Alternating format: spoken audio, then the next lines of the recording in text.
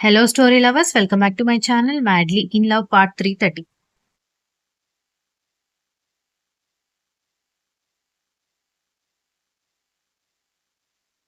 దీక్షిత బాబుని ఎత్తుకుని ఉండడంతో కారులో దిగిన నలుగురికి ఎదురు వెళ్లి దక్ష రక్ష లోపలికి తీసుకుని రావడంతో బాగున్నారా అని ఇందిర కాఫీ తీసుకురావడంతో బాగున్నామమ్మా మీరు బాగున్నారా అని వాళ్ళు అడిగారు.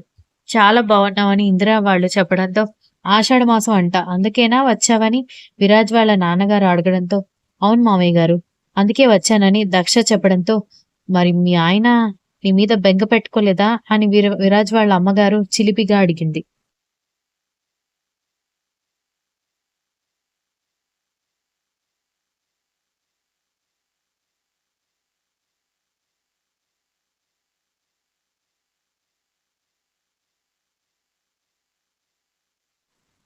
రక్ష నవ్వుకుంటూ ఎందుకు పెట్టుకోలేదు రోజుకొక్కసారైనా ఇంటి చుట్టుపక్కలకొచ్చి మా అక్కతో మాట్లాడకుండా మా బావగారు వెళ్లరు.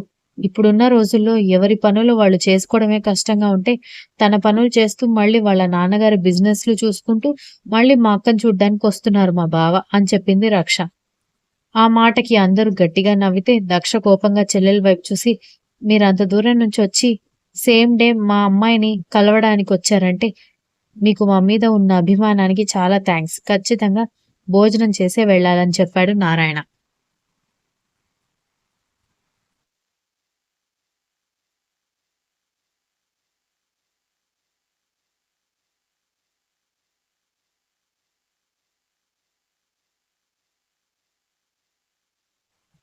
తప్పకుండా అని వాళ్ళు చెప్పేసరికి దక్ష దీక్షిత వంటగదిలోకి వెళ్తే ఏం మాయ చేశారే మా అత్తగారిని నాకు కూడా సలహా ఇచ్చావనుకో నేను కూడా అదే మ్యాజిక్ యూజ్ చేస్తానని వీక్ష రావడంతో మేమిద్దరం ఏ మ్యాజిక్ యూజ్ చేయలేదమ్మా అని దక్ష దీక్షిత చెప్పారు.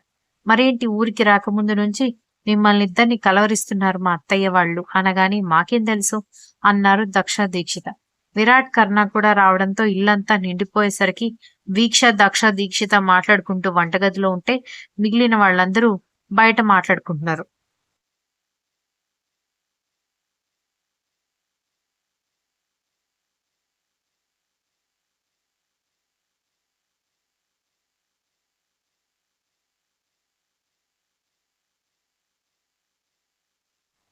కర్ణ వాష్రూమ్ వాడుకుంటానని రూమ్ కి వెళ్ళగానే అల్లుడు గారు బాత్రూంకి వెళ్లారు. ఏదైనా అవసరం అవుతుందేమో వెళ్ళు అని ఇందిరా చెప్పడంతో కలిసినా తిడతావు పట్టించుకోకపోయినా తిడతావు నువ్వు అని కోపంగా అంటూ దక్ష గదిలోకి వెళ్ళింది.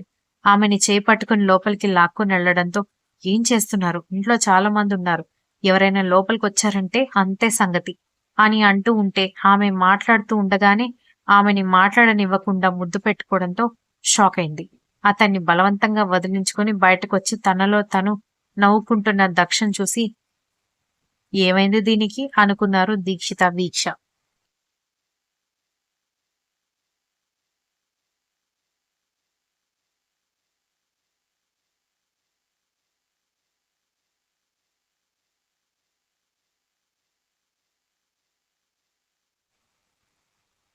విరాజ్ కూడా వాళ్ళిద్దరిని గమనించి నవ్వుకుంటూ ఉంటే ఈలోపై ఫుడ్ అంతా ప్రిపేర్ అయిపోవడంతో అవన్నీ తీసుకొచ్చి హాల్లో పెట్టేసరికి మా ఇంట్లో డైనింగ్ టేబుల్ లేదు కింద కూర్చుని తినాలి అని దక్ష మొహమాటంగా చెప్పింది. అయ్యో కింద కూర్చుని తినడం మాకిబ్బందని మేం చెప్పలేదు కదమ్మా ఎందుకంత మొహమాట పడుతున్నావు అంటూ అందరూ కింద కూర్చున్నారు.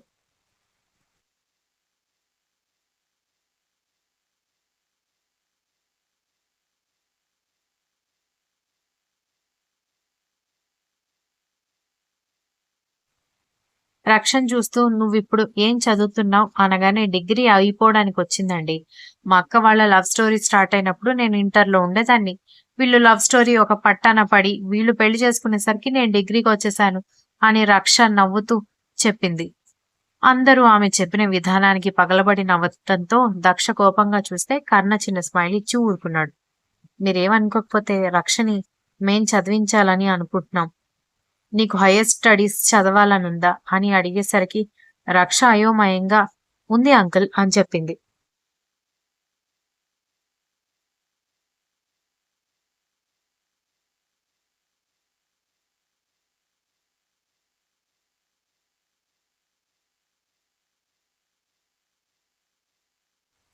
అయితే మా ఇంట్లో ఉండి చదువుకో. మేమిక పైన ఇండియాలోనే ఉండాలని అనుకుంటున్నాం. మాకు కూడా ఆడపిల్లలు లేరు కదా! ఆడపిల్లలు లేని లోటు తీరుతుంది అని వాళ్ళు చెప్పడంతో రక్ష ఏమీ అర్థం కానట్టుగా దక్ష, దీక్షిత వాళ్ళ అమ్మ వాళ్ళని చూసింది. డాడీ ఇంత సడన్‌గా మీకు కూతురు లేని లోటు ఎందుకు గుర్తొచ్చింది అని అడిగాడు విరాజ్.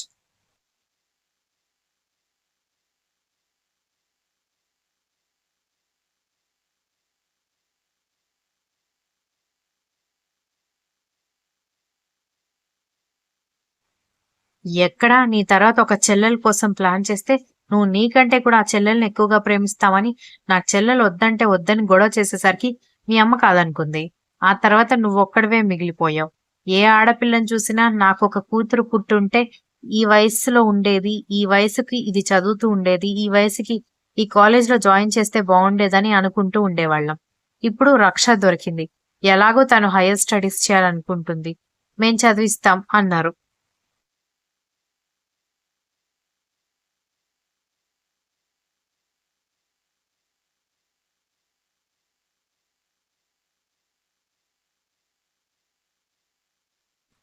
మేం చదివించలేని పొజిషన్‌లో ఏమీ లేం కదండీ! మా అన్నయ్య జాబ్ చేస్తున్నాడు. నేను జాబ్ చేస్తున్నాను. మా బావ వాళ్ళు మాకు బాగా హెల్ప్‌ఫుల్‌గా ఉంటారు అని నవీన్ అన్నాడు. మీరు స్తోమత లేని స్థితిలో ఉన్నారని నా ఉద్దేశం కాదు. మాకు కూతురు లేని లోటు తీరుతుందని అడుగుతున్నాం అని అన్నారు విరాజ్ పేరెంట్స్. స్తోమత ఉన్నా లేకపోయినా కడుపున పుట్టిన బిడ్డ కళ్ళ ముందు ఉంటేనే కదండీ ఎవరికైనా సంతోషం. మీరింత అభిమానంగా అడగడం బావుంది. కానీ రక్షని అలా మీ ఇంటికి మేం పంపించలేమండి.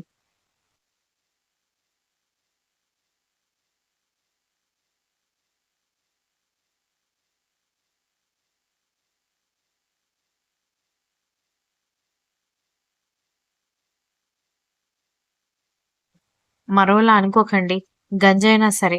మా అమ్మాయి మా ముందు ఉంటేనే మాకు సంతోషం అనగానే విరాజ్ పేరెంట్స్ ఏం మాట్లాడకపోవడంతో తప్పుగా అనుకోకండి.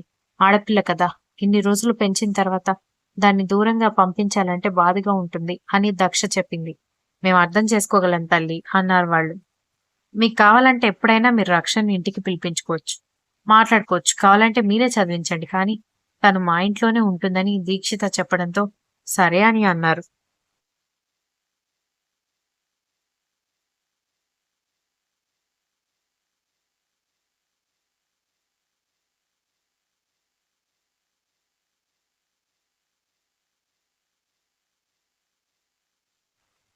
ఆ తర్వాత భోజనం చేశాక వాళ్ళు వెళ్ళిపోతే, ఇంత సడెన్‌గా రక్షని దత్తత తీసుకోవాలని వాళ్ళకెందుకు అనిపించింది అని దక్ష దీక్షితతో అంది.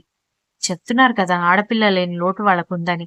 అందుకే రక్షని పెంచుకోవాలని అనుకున్నారు అంది.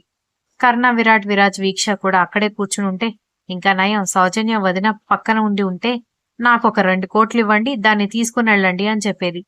తెలుసా అని రక్ష అనగానే అందరూ నవ్వుకుంటూ నీ వదిన గురించి నీకు తెలిసినట్టు ఎవ్వరికీ తెలీదు అని అన్నారు.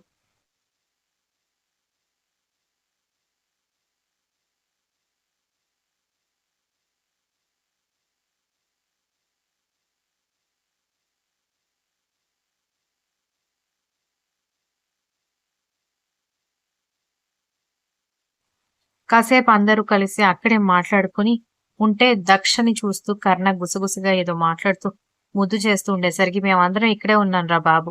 నీ ముద్దు ముచ్చట్లు చూడలేక తలనొప్పొస్తుందని విరాట్ అన్నాడు. అయితే కళ్ళు మూసుకుని కూర్చో అంటూ దక్ష చేపట్టుకుని లాగడంతో వెళ్ళి అతని ఒడిలో పడ్డంతో అందరూ ముసిముసిగా నవ్వుకుంటుంటే ఏం చేస్తున్నారు? ఈ సీన్ గనుక మా అమ్మ చూడాలి గట్టిగా అరిచి మరీ నా ప్రాణం తీస్తుంది అంది దక్ష.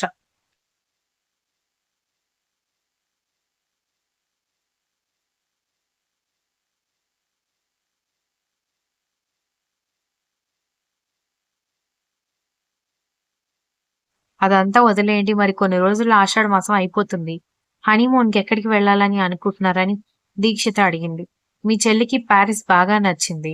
అక్కడికే తీసుకువెళ్దాం అని అనుకుంటున్నాను. ఆషాఢ మాసం కంప్లీట్ అవ్వడం ఆలస్యం. మీ చెల్లిని ఎత్తుకెళ్ళిపోతాను అనగానే దక్ష నవ్వుతూ ఉంటే మిగిలిన వాళ్ళు కూడా నవ్వుకున్నారు. రక్ష గడ్డం కింద చేయి పెట్టుకొని బావా మీ దాంట్లో కూడా మీలాగే ఎవరైనా ఉంటే నాకు చెప్పండి. నేను ట్రై చేసుకుంటాను.